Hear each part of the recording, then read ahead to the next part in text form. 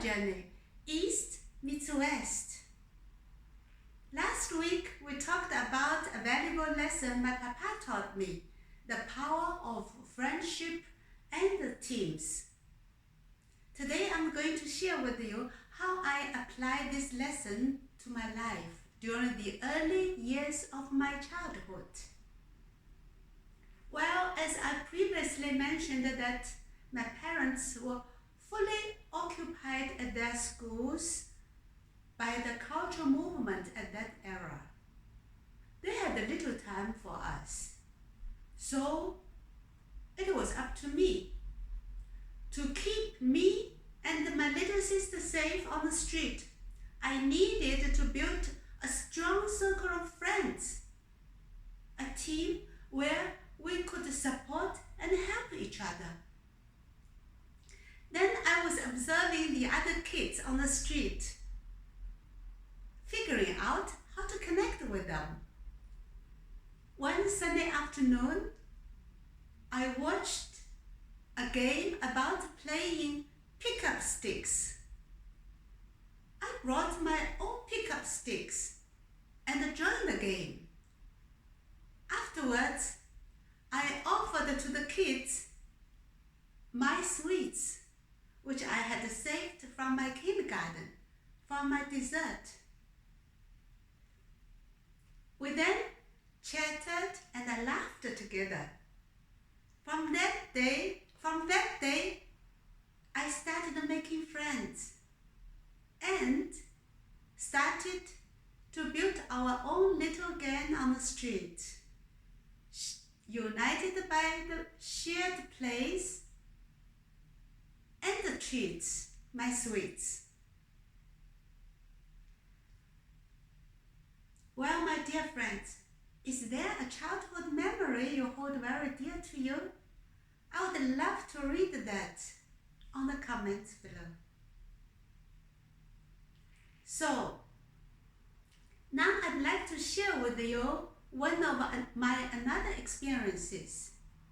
One day, I saw a boy humiliating a little girl on the street. I stepped in, determined to help the girl to fight against the boy. You know what?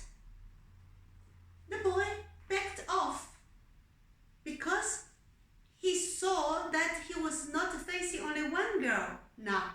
He was facing a united front. He was angry.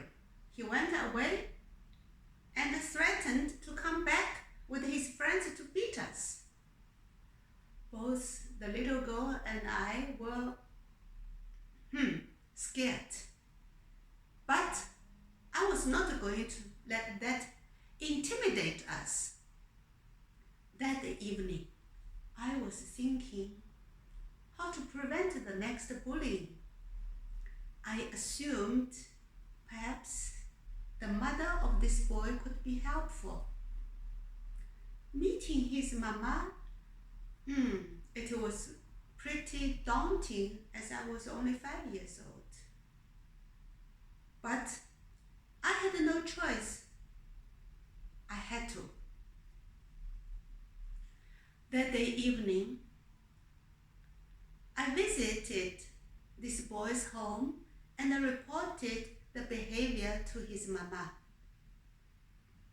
The mama said, "Thank you very much for being so brave to come over. I assure you, I will address that with him." I replied, "Thank you very much. We only want to be sure that we won't be bullied again." Imagine what happened then. Next day, the boy accompanied by his mama, and he apologized to us very sincerely. We immediately forgave him. His mama's support was quite heartwarming to us. Then I invited the boy to join our group. Later we became friends. Well, our group soon grew to more than a dozen of children.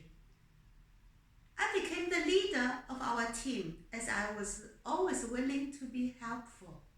From then on, we played games together, shared stories and sweets.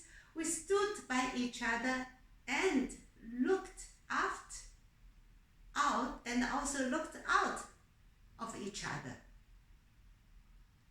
For example, at the days of my childhood in Shanghai, it was not coins, instead glass marbles which jingled in our pocket.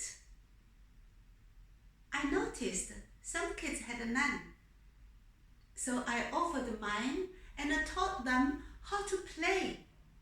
We drew circles and squares on the ground, then flicked out our marbles, aiming for the target. Through those games, we have learned about strategy and support. As a team, we were always ready to share and support, not only in those games, but also in all aspects of our life.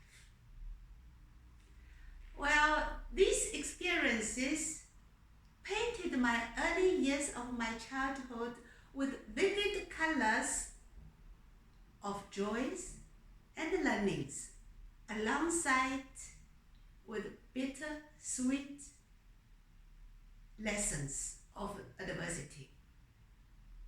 Those experiences taught me the importance of friendship, the courage to defend the others, and the resilience coming from facing the challenges together. This was the story how I built my first little gang on the street.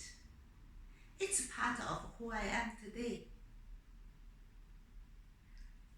My dear friends, next week I will reveal why I had to leave my little gang. So please stay with me if you enjoy this video, and don't forget to like and share with your friends and subscribe on my channel. Your support means everything to me. Thank you very much for watching. See you then. See you.